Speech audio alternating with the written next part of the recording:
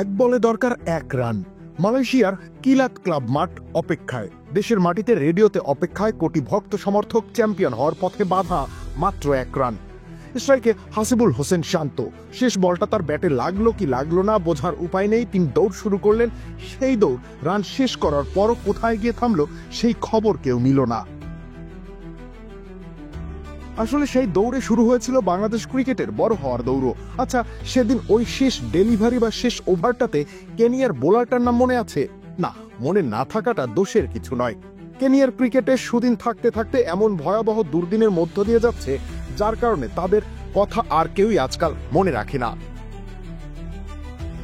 যাই হোক, সেই বোলারটি ছিলেন মার্টিন সুজি।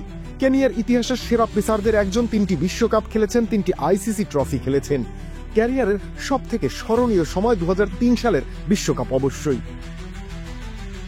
সেই বিশ্বকাপের সুপার 6-এ জিম্বাবুয়ের বিপক্ষে তিনি মাত্র 19 রান দিয়ে নেন 3টি উইকেট। প্রথমবারের মতো তাতেই বিশ্বকাপের সেমিফাইনালের টিকিট পায় কেনিয়া।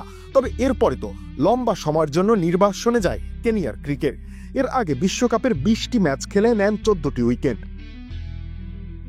2006 সালে মার্টিন সুজি ফিরেছিলেন, তবে মারাত্মক এক হাঁটুর ইনজুরি তার ক্যারিয়ার শেষ করে দেয় চিরতরে। বাংলাদেশের মাটিতে কেনিয়ার সফরটাই তার শেষ আন্তর্জাতিক সিরিজ। শেষ ওয়ানডে খেলেন ফতুল্লাহ স্টেডিয়ামে। ক্যারিয়ার শেষ হয় 64 ম্যাচে 43 উইকেট নিয়ে। সুজিরা 3 ভাই খেলতেন ক্রিকেট। বাকি 2 ভাই হলেন টনি সুজি ও ম্যাকডোনাল্ড। টনি ও মার্টিন দুজনই একসাথে 1999 ও 2003 বিশ্বকাপ খেলেছেন। তবে ম্যাকডোনাল্ড খুব বেশি দিন এগুতে পারেননি। 1 দশকেরও বেশি সময় ধরে সুজি কেনিয়ার বোলিংয়ের মেরুদণ্ড ছিলেন। তার বোলিংয়ের মধ্যে ক্যারিবিয়ান এক সৌন্দর্য ছিল। 1990 সালে অভিষেকের পর 1996, 99, 2003 3টি বিশ্বকাপেই খেলেছেন।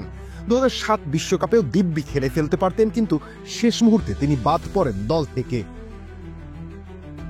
তবে জাতীয় দলে তিনি ফিরেছিলেন না, খেলোয়াড় হিসেবে আর নয়, কোচ হিসেবে। 2007 সালে টি-20 বিশ্বকাপের পর তিনি কেনিয়ার সহকারী কোচের দায়িত্ব পান। 2011 সালে তিনি উগান্ডা দলের প্রধান কোচ হন। 2013 সাল অবধি সেই দায়িত্বেই ছিলেন। সেখানে তার সহকারী ছিলেন তার সাবেক সতীর্থ স্টিভ টিকলো। 2018 সালে তিনি রুয়ান্ডা জাতীয় দলের দায়িত্ব পান। তখন স্বল্প মেয়াদে কাজ করার পর আবার 2019 সালে সেখানকার টেকনিক্যাল ডিরেক্টর হিসেবে যোগ দেন মার্টিন সুজি। ওয়ানডে ক্রিকেটে বাংলাদেশের বিপক্ষে সুজি নিয়েছিলেন 8 উইকেট। সেরা বোলিং ফিগারটা বাংলাদেশের বিপক্ষেই।